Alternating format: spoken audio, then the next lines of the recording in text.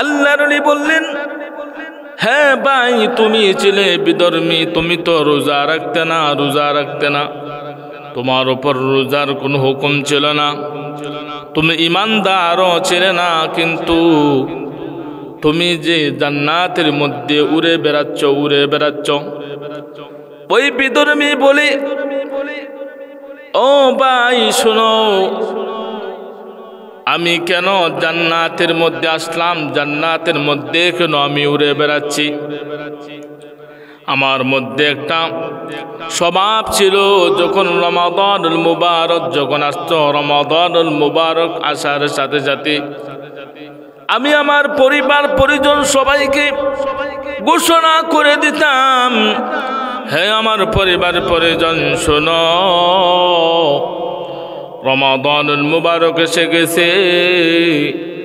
তাই আজ থেকে আমি ঘোষণা দিলাম, সকাল থেকে সন্ধ্যা পর্যন্ত আমার ঘরের মধ্যে কোনো খাবার দাবার পাক করা যাবে না, খাবার দাবার কেহ খেতে পারবে না, এমনকি ছোট বাচ্চা আমার সন্তান, সেই ছোট সন্তানকে আমি খাবার দাবার খাইতে দিতাম না। আমি রমাদানুল মুবারককে আমি ইজ্জত করতাম, সম্মান করতাম।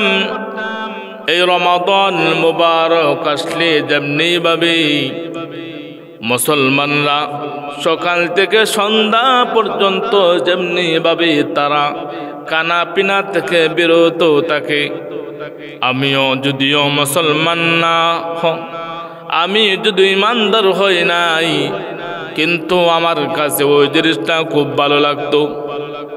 আমি তখন সময় নিজেও সকাল থেকে সন্ধ্যা পর্যন্ত খানা পিনা থেকে বিরত থাকতাম। এরকম করে আমার জীবন কাটিয়ে দিয়েছি।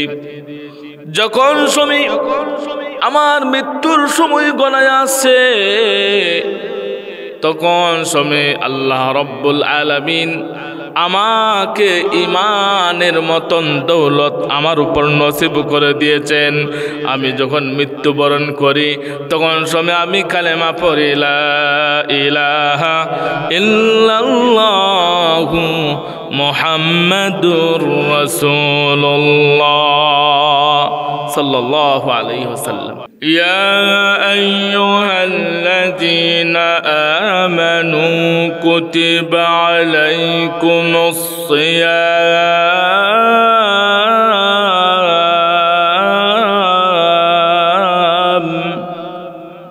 কামা কুতিবা আলাল্লাযীনা মিন ক্বাবলিকুম লাআল্লাকুম তাত্তাকুন।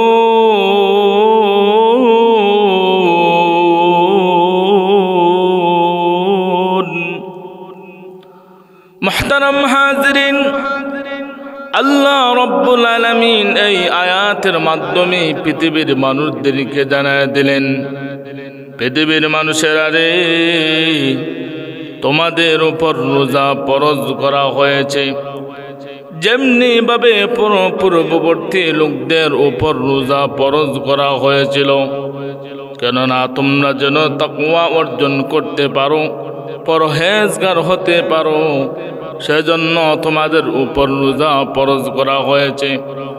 মুহতারাম হাজিরিন, আল্লাহ রব্বুল আলামিন শুধু আপনি আমার উপর রোজা ফরজ করেছেন এমন না, আমাদের পূর্ববর্তী যারা উম্মত ছিল তাদের উপরও রোজা হয়েছিল, কিন্তু ব্যবধান ছিল।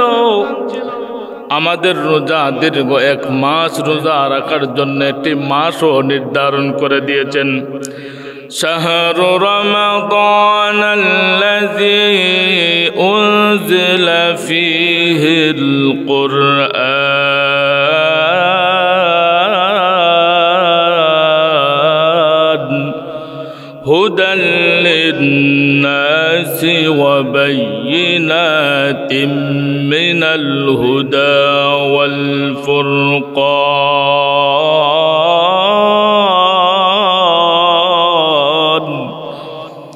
ফামান শাহিদা মিনকুমুশ শাহরা ফালইয়াসুম মুহতারাম হাজিরিন, আল্লাহ রাব্বুল আলামিন এই মাসে যেই মাসে আমাদের উপর রোজা ফরজ করেছেন, সেই মাসটির নাম আমরা আবার এই আয়াত থেকে জানতে পারলাম। সেই মাসটির নাম হচ্ছে রমাদানুল মুবারক। রমাদানুল মুবারক এমন সম্মানিত মাস, এমন সম্মানিত মাস হওয়ার কারণ কি? কারণ উনজিলা ফীহিল কুরআন, এই মাস হলো কুরআন নাজিলের মাস।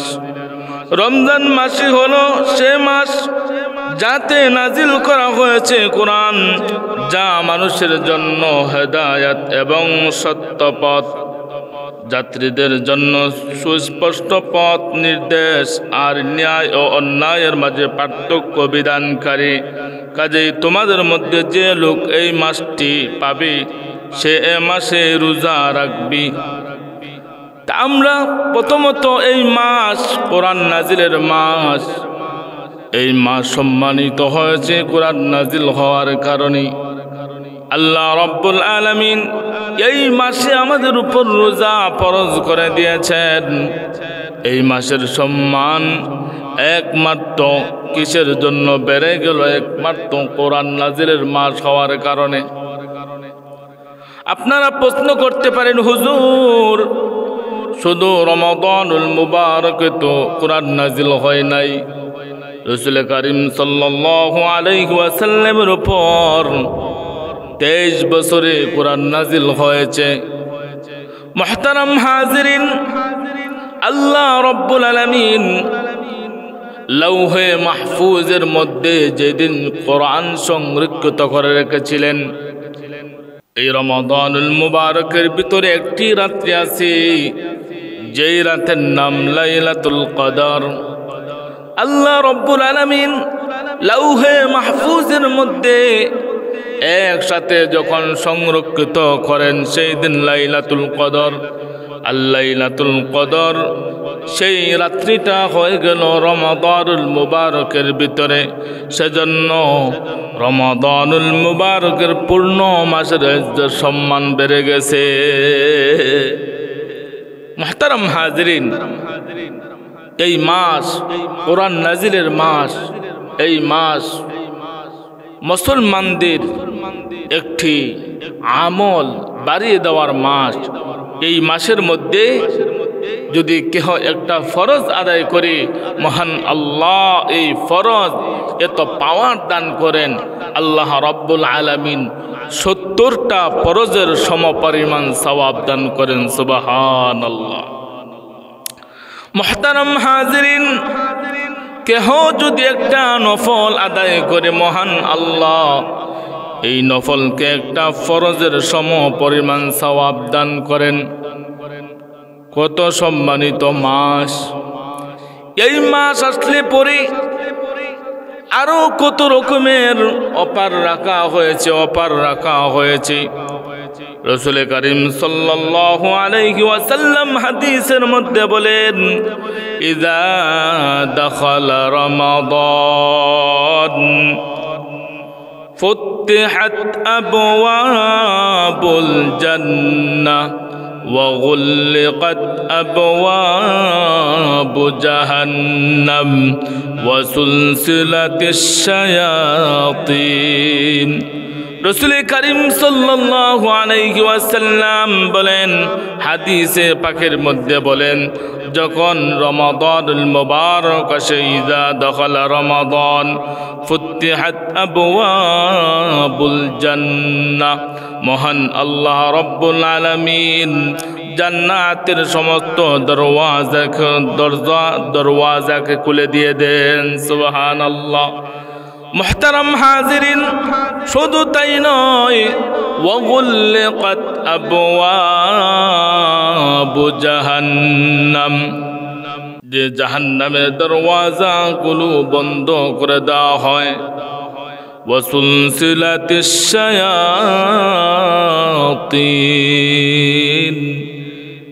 এবং আল্লাহ রাব্বুল আলামিন শয়তানকে শিকড় দিয়ে বেঁধে রাখেন। তাহলে এই মাস হলো জান্নাতের দরওয়াজা খুলে যায়, জাহান্নামের দরওয়াজাগুলো বন্ধ করে দেওয়া হয় এবং শয়তানকে শিকল দিয়ে বেঁধে রাখা হয় যেন মানুষের মধ্যে সে কুমন্ত্রণা না দিতে পারে।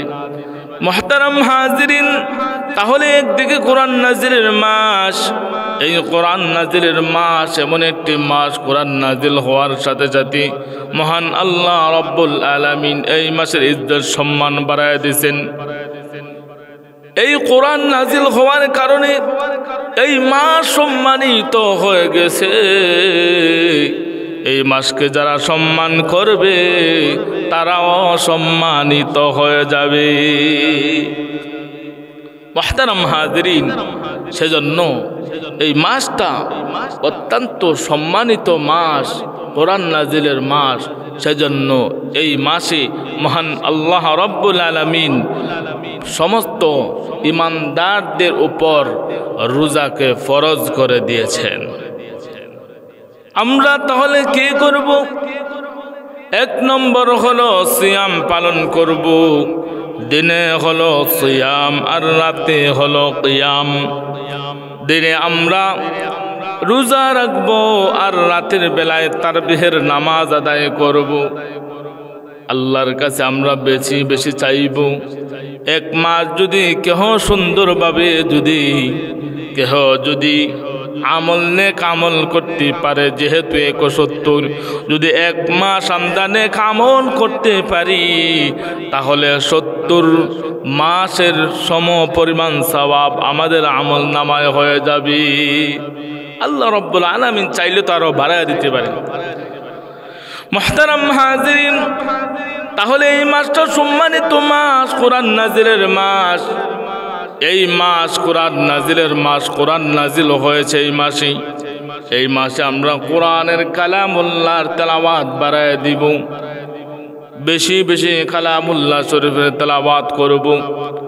আল্লাহ রব্বুল আলামিন রোজা ফরজ করে দিয়েছেন, সেজন্য আমার অধীনস্থ যারা আছে তারা যেন রোজা না ছাড়তে পারে। আমার সন্তান হইয়া যেন সে রোজা না ছাড়তে পারে, আমার ভাই হইয়া যেন সে রোজা না ছাড়তে পারে। সেজন্য আমার অধীনস্থ যারা আছে তাদেরকে আমি নজরদারি করতে হবে, তারা যেন আল্লাহর হুকুম কেহ না ছেড়ে দেয়। মুহতারাম হাজিরিন, এই মাসকে যারা সম্মান করবে তারাও সম্মানিত হয়ে যাবে। আপনাদের কাছে একটি ঘটনা না বললেই না হয়। একটি কিতাবের মধ্যে একটা ঘটনা আসছে যে একটা মানুষ যখন কালামুল্লাহ শরীফকে ইজ্জত সম্মান মর্যাদা দেয়, আর রমাদানুল মুবারককে যারা মর্যাদা দেয় তাদের ইজ্জত সম্মান আল্লাহ কেমন বাড়ায় দেন। একজন মুসলমানের বাড়ির সাথে আরেকজন বেদিন বিধর্মীর একটা বাড়ি ছিল, কিন্তু রমাদানুল মুবারক যখন চলে আসতো, রমাদানুল মুবারক আসার সাথে সাথে ওই বিধর্মী লোকটা তার পরিবার পরিজন সবার কাছে সে একটি ঘোষণা দিত, শোনো, রমাদানুল মুবারক এসে গেছে। আমাদের পাশের বাড়ি তারা হলো ইমানদার, তারা সারাদিন সিয়াম সাধনা করে রোজা রাখে। সেজন্য রমাদানুল মুবারক আসার সাথে সাথে আমি একটা ঘোষণা দিলাম, সকাল থেকে সন্ধ্যা পর্যন্ত আমার ঘরে কোনো খাবার দাবার চলবে না, কোনো খাবার দাবার চলবে না। এমনকি এই বিধর্মী সে ঘোষণা করে দিল, এমনকি ছোট বাচ্চা যারা আছে তারা কাঁদতে পারে, কেঁদে কেঁদে হয়রান হয়ে যেতে পারে, কিন্তু তাদেরকেও কোনো খাবার দাবার দেওয়া যাবে না। মুহতারাম হাজিরিন, ওই লোকটা যখন ইন্তেকাল করলো, ইন্তেকাল করার পরে একজন আল্লাহর ওলির সাথে স্বপ্নে দেখা হয়ে গেল। আল্লাহর ওলি তখন সময় বললেন, আল্লাহর ওলি দেখেন সে জান্নাতের মধ্যে উড়ে বেড়াইতেছে, উড়ে বেড়াচ্ছে। আল্লাহর নবী বললেন, হ্যাঁ ভাই, তুমি ছিলে বিধর্মী, তুমি তো রোজা রাখতে না, রোজা রাখতে না, তোমার উপর রোজার কোনো হুকুম ছিল না, তুমি ইমানদারও ছিলে না, কিন্তু তুমি যে জান্নাতের মধ্যে উড়ে বেড়াচ্ছ, উড়ে বেড়াচ্ছ। ওই বিধর্মী বলে, ও ভাই শোনো, আমি কেন জান্নাতের মধ্যে আসলাম, জান্নাতের মধ্যে কেন আমি উড়ে বেড়াচ্ছি? আমার মধ্যে একটা স্বভাব ছিল, যখন রমাদানুল মুবারক যখন আসতো, রমাদানুল মুবারক আসার সাথে সাথে আমি আমার পরিবার পরিজন সবাইকে ঘোষণা করে দিতাম, হ্যাঁ আমার পরিবার পরিজন শোনো, রমাদানুল মুবারক এসে গেছে। তাই আজ থেকে আমি ঘোষণা দিলাম, সকাল থেকে সন্ধ্যা পর্যন্ত আমার ঘরের মধ্যে কোনো খাবার দাবার পাক করা যাবে না, খাবার দাবার কেহ খেতে পারবে না, এমনকি ছোট বাচ্চা আমার সন্তান, সেই ছোট সন্তানকে আমি খাবার দাবার খাইতে দিতাম না। আমি রমাদানুল মুবারককে আমি ইজ্জত করতাম, সম্মান করতাম। এই রমাদান মুবারক আসলে যেমনি ভাবে মুসলমানরা সকাল থেকে সন্ধ্যা পর্যন্ত যেমনি ভাবে তারা খানা পিনা থেকে বিরত থাকে, আমিও যদিও মুসলমান না, আমি যদি ইমানদার হই নাই, কিন্তু আমার কাছে ওই জিনিসটা খুব ভালো লাগতো। আমি তখন সময় নিজেও সকাল থেকে সন্ধ্যা পর্যন্ত খানা পিনা থেকে বিরত থাকতাম, খানা পিনা থেকে বিরত থাকতাম। এরকম করে আমার জীবন কাটিয়ে দিয়েছি, জীবন কাটিয়ে দিয়েছি। যখন সময় আমার মৃত্যুর সময় গণায় আসছে, তখন সময় আল্লাহ রব্বুল আলামিন আমাকে ইমানের মতন দৌলত আমার উপর নসিব করে দিয়েছেন। আমি যখন মৃত্যুবরণ করি, তখন সময় আমি কালেমা পড়ি, লা ইলাহা ইল্লাল্লাহু মুহাম্মাদুর রাসূলুল্লাহ সাল্লাল্লাহু আলাইহি ওয়াসাল্লাম। এই বিধর্মী বলে, আমি কোরআনকে, কোরআনের সম্মানে, রমাদানুল মুবারকের সম্মানে, রমাদানুল মুবারককে সম্মান করেছি, ইজ্জত করেছি। যেহেতু মুসলমানদের এমন একটি মাস, কোরআন নাজিলের মাস, মুসলমানদের জন্য নেক আমলের মাস। মুসলমান সকাল থেকে সন্ধ্যা পর্যন্ত খানা পিনা থেকে বিরত থাকে। আমার কাছে এটা খুব ভালো লাগেছে, আমার কাছে এটা খুব ভালো লাগতো। তাই আমিও আমার ঘরের মধ্যে কোনো খাবার দাবার খানা পিনা কোনো হইতো না। খাবার দাবার থেকে পুরা রমাদানুল মুবারক মাসের মধ্যে এমনকি শিশু সন্তানদেরকে পর্যন্ত আমার ঘরে খাবার দেওয়া হতো না। ও আল্লাহর ওলি শুনো, আমি যে এরকম করে কোরআনকে, কোরআনের মাসকে ইজ্জত সম্মান দিয়েছি, সেজন্য আমি মৃত্যুর সময় মহান আল্লাহ আমার মুখ দিয়ে, আমার কলব দিয়ে কালেমা নসিব করে আমাকে ইমানের দৌলত দান করে দিয়েছেন। মুহতারাম হাজিরিন, তাহলে একজন বিধর্মী এই কোরআনকে সম্মান করার কারণে, রমাদানুল মুবারককে সম্মান করার কারণে আল্লাহ রাব্বুল আলামিন তাকে মওতের সময় কালেমা নসিব করে দিলেন, ইমানদার বানায় দিলেন। আর যখন সময় মওতের সময় কালেমা পড়ে নিল, তার জিন্দেগীর সমস্ত গুনাহ মাফ হয়ে গেল, আর সে জান্নাতের মধ্যে উড়ে বেড়াইতে লাগলো। সুবহানাল্লাহ। সেজন্য মুহতারাম হাজিরিন, একজন বিধর্মী সে যদি এই কোরআন এই কোরআনকে সম্মান করার কারণে, রমাদানুল মুবারক মাসকে সম্মান করার কারণে সে যদি এত দামি হয়ে যায়, সে যদি কালেমা পড়তে পারে, সে যদি মরণের পরে জান্নাতের মধ্যে উড়ে বেড়াইতে পারি, তাহলে আমি মুমিন, আমি ইমানদার। তাহলে আমরা যদি এই কোরআনকে ইজ্জত সম্মান করতে পারি আর রমাদানুল মুবারককে যদি আমি কাজে লাগাইতে পারি, তাহলে কাল কিয়ামতের কঠিন ময়দানে আমিও সম্মানী হয়ে যাব ইনশাআল্লাহ। মুহতারাম হাজিরিন, সেজন্য এই মাসকে সম্মান করব, এই মাসকে আমরা ইজ্জত দিব, এই মাসকে আমরা কাজে লাগাইব। এই মাস হলো কোরআন নাজিলের মাস। শাহরু রমাদানাল্লাযী উনজিলা ফীহিল কুরআন, এটা হলো কোরআন নাজিলের মাস। সেজন্য আমরা কোরআন বেশি বেশি পড়ব। কোরআন যদি আমি নাও পড়তে পারি, তাহলে কোরআনওয়ালাদেরকে মহব্বত করব। মসজিদ হাফেজ সাহেবগণ তারাবিহের নামাজে কালামুল্লাহ শরীফের খতম পড়বেন। আমার জীবনে আমি কোরআনের খতম করতে পারি না, বছর চলে যায় কিন্তু আমি একটা পারা পড়তে পারি না। কিন্তু রমাদানুল মুবারকে যদি আমি প্রতিদিন তারাবিহের নামাজে যদি আমি গিয়ে যদি নামাজ পড়ি, হাফেজ সাহেবের পিছনে যদি নামাজ পড়ি, তাহলে আমার জিন্দিগির মধ্যে একটা জীবনের মধ্যে, এমনকি প্রতি বছর যদি আমি 20 বছর যদি তারাবিহের নামাজ আদায় করি, তাহলে আমার 20টা কালামুল্লাহ শরীফের তেলাওয়াতের খতমের সওয়াব হয়ে যাবে। আর আল্লাহ রাব্বুল আলামিন তো এটাকে বাড়াইয়া আরো দান করবেন। সেজন্য রমাদানুল মুবারক মাসকে আমরা ইজ্জত সম্মান দিব। 1 নাম্বার হলো কালামুল্লাহ শরীফ বেশি বেশি পড়তে হবে। এই কালামুল্লাহ শরীফ বেশি বেশি পড়ব। আমরা বিকালবেলা অনেক মসজিদের মধ্যে হাফেজ সাহেবগণ কালামুল্লাহ শরীফের তেলাওয়াত করেন।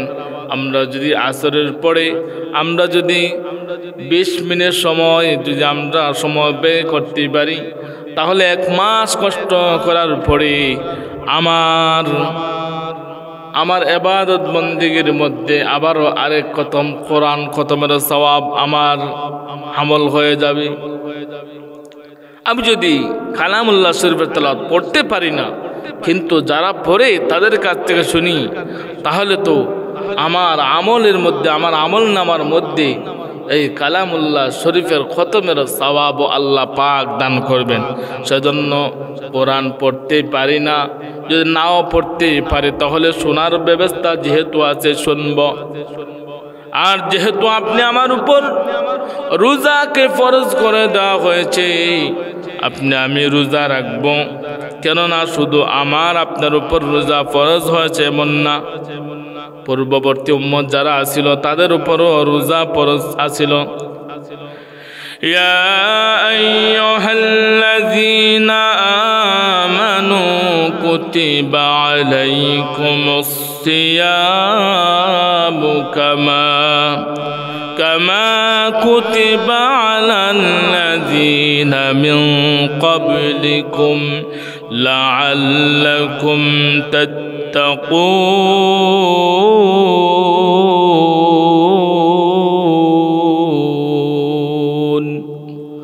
মুহতারাম হাজিরিন, শুরুতে কিন্তু বলেছি, আয়াত তেলাওয়াত করেছি, আমাদের উপর রোজা ফরজ করা হয়েছে। শুধু আমাদের উপর রোজা ফরজ করা হয়েছে এমন না, আমাদের পূর্ববর্তী যারা এসেছিল তাদের উপরও রোজা ফরজ করা হয়েছিল। কেন রোজা দিয়েছেন আল্লাহ? যেন আমরা তাকে অর্জন করতে পারি, পরহেজগার হতে পারি। মুহতারাম হাজিরিন, আর রোজা এমন একটি ইবাদত, এই রোজা একমাত্র মহান মালিকের জন্য হয়, মহান মালিকের জন্য হয়, দুনিয়ার কোনো মানুষের জন্য হয় না। কারণ রোজা কাউকে দেখানো যায় না। এই রমাদানুল মুবারকের রোজা রাখছেন আপনি যদি রুমের ভিতরে একা একা বসে যদি কে পেলেন তাহলে কেউ দেখবে না, কিন্তু আপনার ভিতরে এই তাকওয়া পরহেজগারি আছে। আমি যদি রুমের ভিতরে একা একা খাই, পৃথিবীর কেহ যদি না দেখে মহান আল্লাহ ঠিকই দেখে। এই যে একটা তাকওয়া, এই একটা পরহেজগারি, এটা রোজার মাধ্যমে এসে যায়, রোজার মাধ্যমে সহজে এসে যায়। আর এই তাকওয়া যখন 1 মাস যখন আমরা করব, তখন সময় আপনি আমার মধ্যে তাকওয়া এবং পরহেজগারি এটা আস্তে আস্তে চলে আসবে। এই রমাদানুল মুবারকে যখন আমার ভিতরে তাকওয়া পরহেজগারি যখন আসবে, তাহলে আমরা সারা মাস, এটা সারা বছর পরবর্তীতে আমাদের ভিতরে একটা এই তাকওয়া পরহেজগারি একটা ধাক্কা দিবে দিলের ভিতরে। এরকম আস্তে আস্তে একদিন আমি অনেক বড় পরহেজগার তাকওয়াবান হয়ে যাব। আর তাকওয়াবান পরহেজগারি যখন হয়ে যাব, মহান আল্লাহর কাছে আপনি আমার ইজ্জত সম্মানও আরো বেড়ে যাবে। আল্লাহ রাব্বুল আলামিন আরেক আয়াতে বলেন, ইন্নামা ইউওয়াফাস সাবিরুনা আজরাহুম বিগাইরি হিসাব।